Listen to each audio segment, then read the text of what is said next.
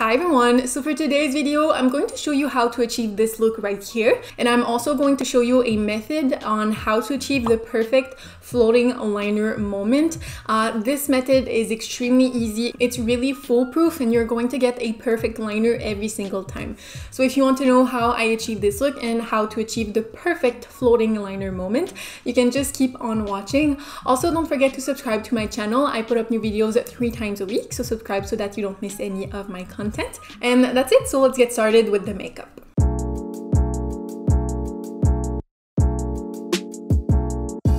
Alright, so let's get started. Just to mention, my neighbor is doing some construction, so if you hear some weird noises, that's why.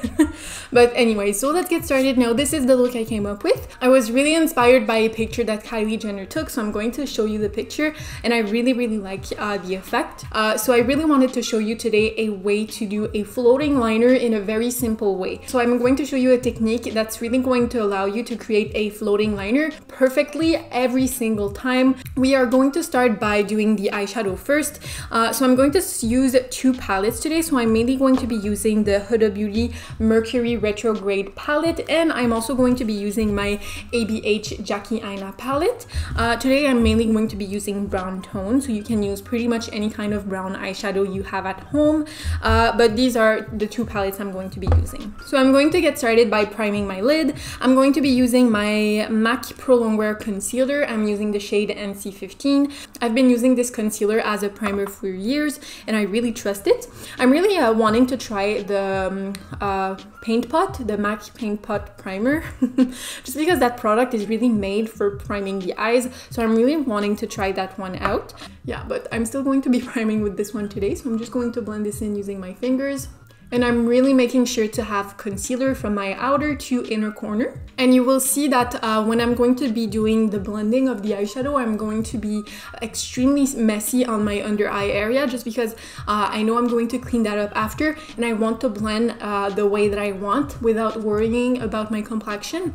That's also the reason why I started with my eyes instead of my complexion. So my eye is primed. I'm going to jump into the shade Momentum from the Huda Beauty Retrograde palette with a JH30 brush, and I'm just going to put this in my crease as a transition shade and also to set the concealer in place. So I'm just messily blending this into my crease. And again, I'm filming with natural lighting and there's a lot of clouds passing by as per usual, so I'm really sorry if the lighting is going to be changing. Next, I'm going to be using a JH32 brush. It's just a smaller blending brush, and I'm going to go into the shade called Karma, which is just a deeper transition shade, and I'm going to put this in my crease. I'm really going to concentrate this shade on the outer corner. It's actually the first time that I've used the neutral shades from the Huda Beauty palette, and I really like them. They blend so nicely. I did a first impression on this palette, I think like 2 videos ago, and I really enjoyed the look I created, and the shimmers are freaking amazing in this palette. If you want to see that video, I'm going to link it up here. So as you can see, I'm really being messy. I'm just blending this in my crease, making sure I have the pigment that I want. Next, I'm going to jump into my ABH Jackie Aina palette, and I'm going to use the shade called Edges. I'm going to use that with a lavish tapered blending brush. It's just a smaller blending brush. And I'm going to put this close to my lash line, and I'm also going to blend this going into the crease. And I'm being very light-handed. I really want this shade to blend out and be super blown out. And as you can see, I'm extremely messy on my under eye area. I'm really just, I'm almost like packing this shade right here, just so that I have a very intense outer corner and I can clean that up after. I'm taking it a little bit in the inner part right here, but not too much. All right, next I'm going to go into my, again, my ABH Jackie Aina palette, and I'm going to take the dark brown shade, which is called Credit, and I'm going to take that with a JH40 brush, which is a even smaller blending brush. And I'm really just going to concentrate this on the outer corner. I'm not going to take this yet in my crease. I'm just working this shade on my lash line just to have the most pigment right there. And when I have the blend that I like and the pigment that I like, I'm going to take this shade in a very light-handed manner in my crease. So I'm really just taking this and putting this on the very outer corner of my crease. And I'm going to do some back and forth between two brushes, again, to have the perfect blend. Next, I'm going to take with my finger the shade called Galaxy from the Huda Beauty palette. And I'm going to pack this in the very inner corner of my eye. And I'm going to take it to the center of my eye. I'm not going to bring this too much on the outer corner. I just want a little bit of a shimmer pop on the lid. And next I'm going to take my Jaclyn Hill Volume 1 palette, and I'm going to use this very deep brown shade, almost black. You can use any kind of very deep brown shade. You don't really have to use this one. And I'm going to take that with a JH42 brush, and I'm going to put this very, very closely to my lash line. Kind of doing a winged liner with this. And I'm actually going to take that shade with a beveled brush instead. And I'm just going to put this and add more definition to the lash line from the inner to outer corners. And I'm just going to use the shade called Soleil from the ABH and Jackie Aina palette with my finger. And I'm just going to take a little bit of this closer to my inner corner just to give a little bit more of the shine. I really hope you're not hearing this construction right now because it's super loud. I'm really sorry. Yeah, you're probably hearing it. It's really annoying.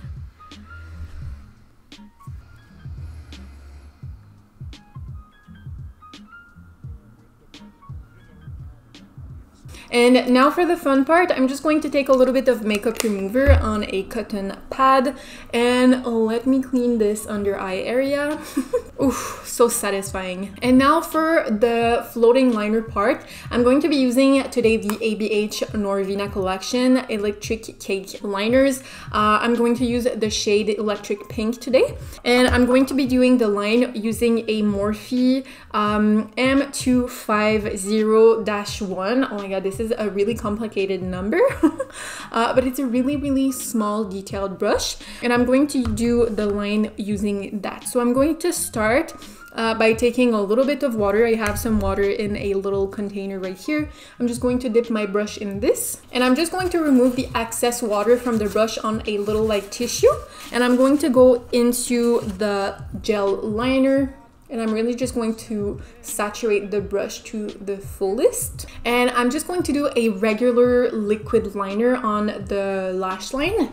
And I always like just to check the consistency of the liner on the back of my hand before going in with the eyes. So I'm just creating a regular eyeliner on my outer corner.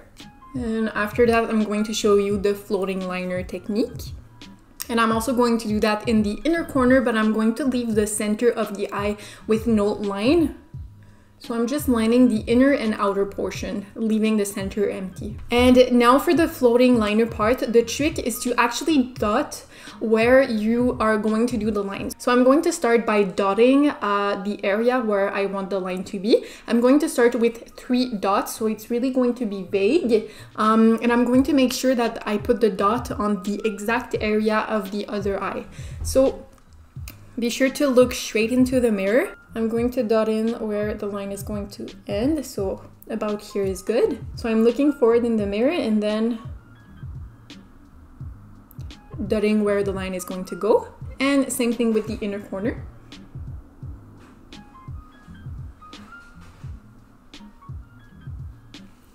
Alright, so now I have a dot here in the center and the outer corner.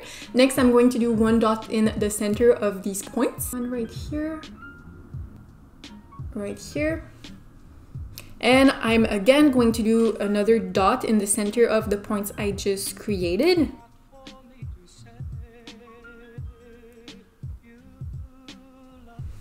So now you have all the dots, and it's going to be a piece of cake just to connect the line because you already have the shape. I'm just going to connect all the lines.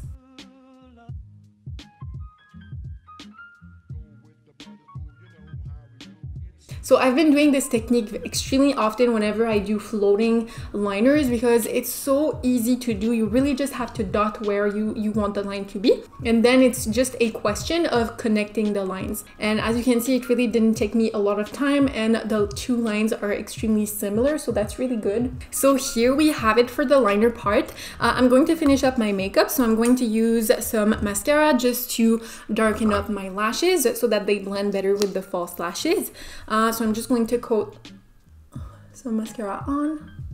And for my lashes, as usual, I really need to try some new lashes because I've been using these non-stop. These are the ABH lashes in the style fashion. I really love them because they're super like fluttery. They're very long and they allow the eye makeup to show through. So you can still see your eyeshadow even after applying these lashes. All right, so I'm just going to fill in my brow really quickly. I'm going to use my Yves Rocher brow pencil. This brow is looking a little bit weird today. I don't know what's going on. So I'm just going to take a concealer brush. This is just any kind of flat brush. I'm going to take some concealer and I'm just going to clean my brow a little bit. Alright, so next I'm just going to finish up my complexion. I'm going to leave everything in the description box below just so that the video is a little bit more concise and precise. So I'm just going to do my usual complexion and I will be right back. That's pretty much it for today's look.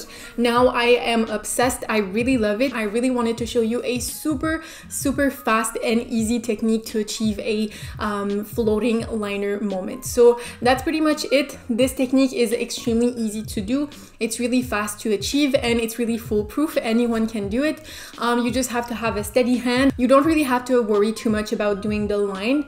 You really just have to take your time and put the dots on so that you have the perfect shape for your floating liner. But yeah, that's pretty much it. So I really hope you enjoyed today's video. I really hope this technique was useful to you. And that's pretty much it. If you enjoyed today's video, don't forget to leave a like. You can also subscribe to my channel. I put up new videos 3 times a week, so subscribe so that you don't miss any of my content. And that's it. So thank you so much for watching and I'll see you in the next one.